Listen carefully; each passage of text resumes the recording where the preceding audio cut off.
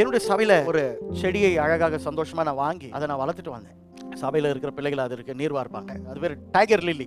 அது அப்படியே அழுகி போச்சு. அழுகி போனதுமே பிள்ளைங்க சொன்னாங்க, அங்கிள் இதை என்ன பண்ணலாம், தூக்கி எரிஞ்சிட்டு வேற செடியை நட்டு வைக்கலான்ட்டு. மிகவும் அழகாக அந்த செடி வளர்ந்ததுனால அது அழுகி போனாலும் அதை எடுத்து கூட எனக்கு மனசு வரல. எனக்குள்ள ஒரு எண்ணம், எப்படியாச்சும் அந்த செடி நாகணும், அந்த வேர்கிற ஏதாச்சும் உயிர் இருந்துச்சுன்னா அது வளர்ந்தா நல்லா இருக்குமேனிட்டு அதே பாட்டில் அப்படியே விட சொல்லிட்டேன். பிள்ளைகளுக்கு சொல்லியிருந்தேன், கொஞ்சம் கொஞ்சமா அதற்கு தினந்தோறும் என்ன பண்ணுங்க, தண்ணீர் ஊற்றிட்டு வாங்க. ஒரு முறை நான் பார்க்கும்போது வேர்களின் பக்கத்துல கொஞ்சம் கொஞ்சமா இலை இருக்கிறது போல காணப்பட்டுச்சு. எனக்கு சொல்ல முடியாத சந்தோஷம். நாளானது வந்தது.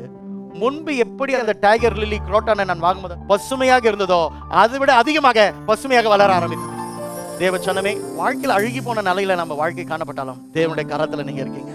ஆண்டவர் சொல்றாரு, உன்னை என் கரத்திலிருந்து பறிக்கிறவன் ஒருவனும் இல்லை. Come back. முன்னிலைமை காட்டிலும் இனி வருகிற நாட்கள் உனக்கு ஆசீர்வாதமாக இருக்கும்படியாக மறுபடியும் உங்கள் வாழ்க்கையை பசுமையாக அவர் மாற்றப் போகிறார்.